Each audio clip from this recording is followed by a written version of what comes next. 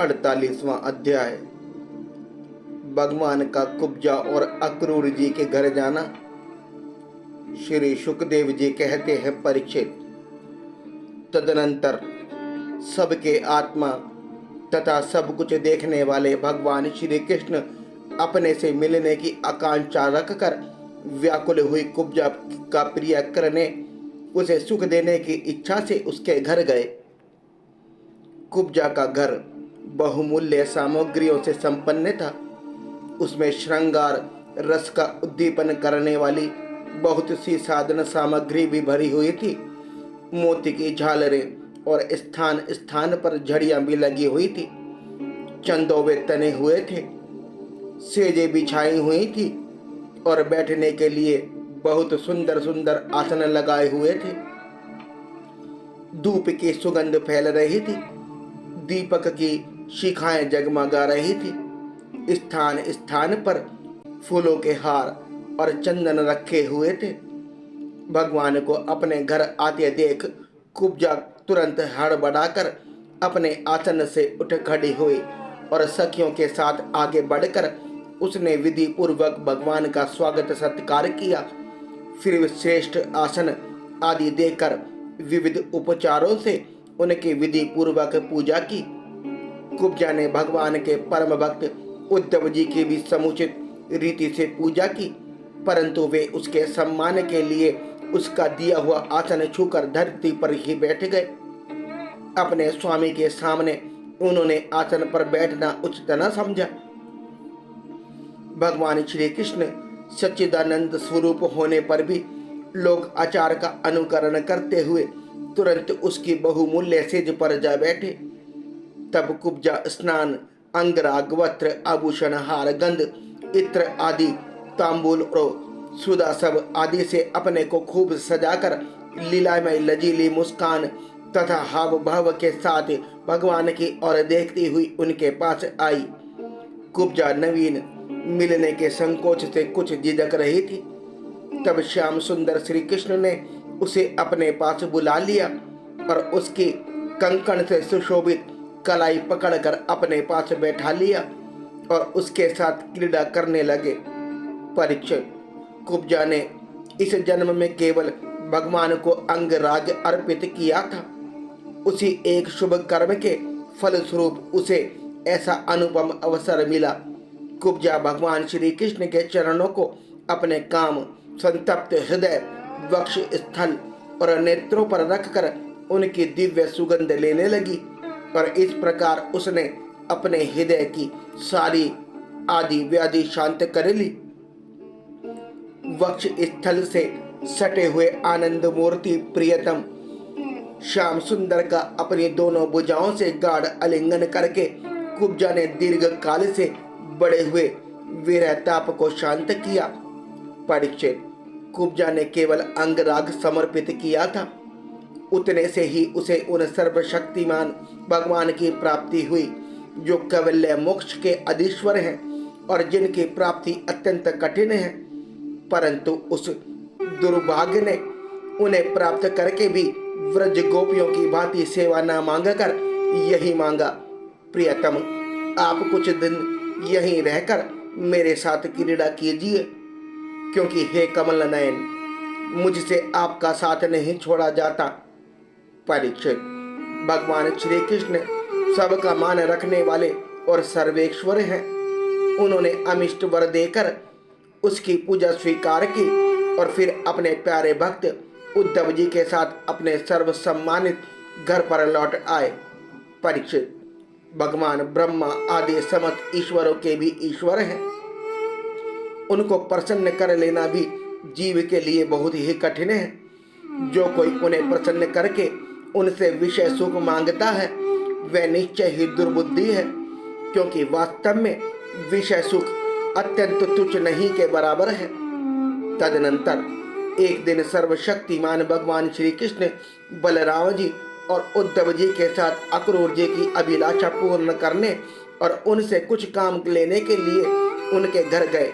अक्रूर जी ने दूर से ही देख लिया कि हमारे परम बंधु मनुष्य लोक शिरोमणि भगवान श्री कृष्ण और बलराम जी आदि पधार रहे हैं। वे तुरंत उठकर आगे गए तथा आनंद से भरकर उनका अभिनंदन और आलिंगन किया। अक्रूर जी ने भगवान श्री कृष्ण और बलराम जी को नमस्कार किया तथा उद्धव जी के साथ उन दोनों भाइयों ने भी उन्हें नमस्कार किया।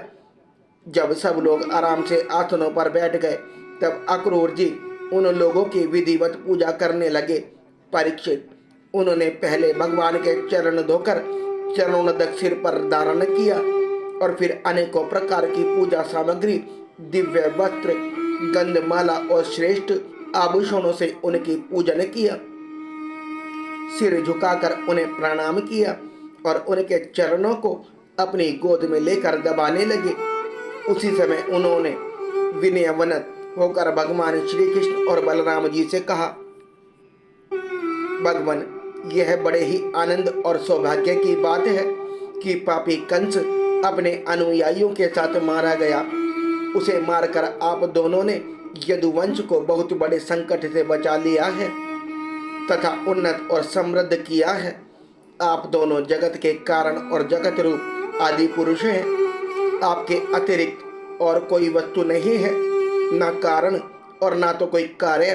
परमात्मन, आपने ही अपनी शक्ति से इसकी रचना की है और आप ही अपनी काल, माया आदि शक्तियों से इसमें प्रविष्ट होकर जितनी भी वस्तुएं देखी और सुनी जाती हैं उनके रूप में प्रतीत हो रहे हैं। जैसे पृथ्वी आदि कारण तत्वों से ही उनके कार्य स्थावर जड़ शरीर बनते हैं, वे उनके अनुप्रविष्ट से होकर अनेक रूपों में प्रतीत होते हैं, परंतु वास्तव में वे ही कारण रूप ही हैं। इसी प्रकार है तो केवल आप ही, परंतु अपने कार्य रूप जगत में स्वेच्छा से अनेक रूपों में प्रतीत होते हैं। यह भी आपकी ही लीला ही है।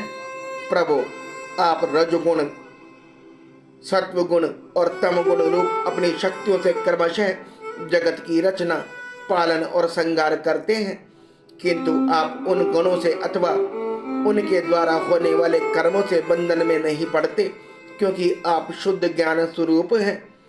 ऐसी स्थिति में आपके लिए बंधन का कारण ही क्या हो सकता है। प्रभु, स्वयं आत्म वस्तु में स्थूल देह, सूक्ष्म देह आदि उपाधियां न होने के कारण ना तो उसमें जन्म मृत्यु है और ना किसी प्रकार का भेदभाव। यही कारण है कि ना आप में बंधन है और ना मोक्ष। आप में अपने अपने अभिप्राय के अनुसार बंधन या मोक्ष की जो कुछ कल्पना होती है उसका कारण केवल हमारा अविवेक ही है। आपने जगत के कल्याण के लिए यह सनातन वेद मार्ग प्रकट किया है। जब जब इसे पाखंड पथ से चलने वाले दुष्टों के द्वारा क्षति पहुंचती है, तब तब आप शुद्ध सत्मय शरीर ग्रहण करते हैं। प्रभु, वही आप इस समय अपने अंश श्री बलराम जी के साथ पृथ्वी का भार दूर करने के लिए यहाँ वसुदेव जी के घर अवतरीण हुए हैं। आप असुरों के अंश से उत्पन्न नाम मात्र के शासकों की 100 अक्षयणी सेना का श्रृंगार करेंगे और यदुवंश के यश का विस्तार करेंगे। इंद्रिय अतीत परमात्मन, सारे देवता, पितर, भूतगण और राजा आपकी मूर्ति हैं। आपके चरणों की धोवन गंगा जी तीनों लोगों को पवित्र करती है। आप सारे जगत के एकमात्र पिता और शिक्षक हैं। वही आज आप हमारे घर पधारे, इसमें संदेह नहीं कि आज हमारे घर धन्य धन्य हो गए। उनके सौभाग्य की सीमा न रही। प्रभु, आप प्रेमी भक्तों के परम प्रियतम, सत्य वक्ता, अकारण हितु और कृतज्ञ हैं। जरा सी सेवा को भी मान लेते हैं। भला ऐसा कौन बुद्धिमान पुरुष है जो आपको छोड़कर किसी दूसरे की शरण में जाएगा। आप अपना भजन करने वाले प्रेमी भक्त की समस्त अभिलाषाएं पूर्ण कर देते हैं, यहाँ तक कि जिसकी कभी क्षति और वृद्धि नहीं होती, जो एक रस है, अपने उस आत्मा का भी आप दान कर देते हैं। भक्तों के कष्ट मिटाने वाले और जन्म मृत्यु के बंधन से छुड़ाने वाले प्रभु, बड़े बड़े योगी राज और देवराज भी आपके स्वरूप को नहीं जान सकते। परंतु हमें आपका साक्षात दर्शन हो गया। यह कितने सौभाग्य की बात है प्रभु। हम स्त्री पुत्र धन स्वजन गेह और देह आदि के मोह की रस्सी से बंधे हुए हैं। अवश्य ही यह आपकी माया का खेल है। आप कृपा करके इसे गाढ़े बंधन को शीघ्र काट दीजिए। श्री सुखदेव जी कहते हैं, परीक्षित, इस प्रकार भक्त अक्रूर जी ने भगवान श्री कृष्ण की पूजा और स्तुति की। इसके बाद भगवान श्री कृष्ण ने मुस्कुराकर अपनी मधुर वाणी से उन्हें मानो मोहित करते हुए कहा। भगवान श्री कृष्ण ने कहा, तात, आप हमारे गुरु, हितो उपदेशक और चाचा हैं। हमारे वंश में अत्यंत प्रशंसनीय तथा हमारे सदा के हितैषी हैं। हम तो आपके बालक हैं और सदा ही आपकी रक्षा, पालन और कृपा के पात्र हैं। अपना परम कल्याण चाहने वाले मनुष्यों को आप जैसे परम पूजनीय और महाभाग्यवान संतों की सर्वदा सेवा करनी चाहिए। आप जैसे संत देवताओं से भी बढ़कर हैं, क्योंकि देवताओं में स्वार्थ रहता है परंतु संतों में नहीं। केवल जल के तीर्थ, नदी, सरोवर आदि ही तीर्थ नहीं है। केवल मृत्तिका का और शिला आदि की बनी हुई मूर्तियां ही देवता नहीं है। चाचा जी, उनकी तो बहुत दिनों तक श्रद्धा से सेवा की जाए तब वे पवित्र करते हैं, परंतु संत पुरुष तो अपने दर्शन मात्र से ही पवित्र कर देते हैं। चाचा जी, आप हमारे हितैषी सुहृदों में सर्वश्रेष्ठ हैं। इसलिए आप पांडवों का हित करने के लिए तथा उनका कुशल मंगल जानने के लिए हस्तिनापुर जाइए। हमने ऐसा सुना है कि राजा पांडु के मर जाने पर अपनी माता कुंती के साथ युधिष्ठिर आदि पांडव बड़े दुख में पड़ गए थे। अब राजा धृतराष्ट्र उन्हें अपनी राजधानी हस्तिनापुर में ले आए हैं और वे वहीं रहते हैं। आप जानते ही हैं कि राजा धृतराष्ट्र एक तो अंधे हैं और दूसरे उनमें मनोबल की भी कमी है। उनका पुत्र दुर्योधन बहुत ही दुष्ट है और उसके अधीन होने के कारण वे पांडवों के साथ अपने पुत्रों जैसा समान व्यवहार नहीं कर पाते। इसलिए आप वहां जाइए और मालूम कीजिए कि उनकी स्थिति अच्छी है या बुरी।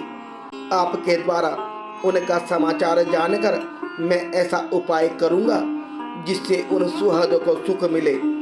सर्वशक्तिमान भगवान श्री कृष्ण अक्रूर जी को इस प्रकार आदेश देकर बलराम जी और उद्धव के साथ वहां से अपने घर लौट आए।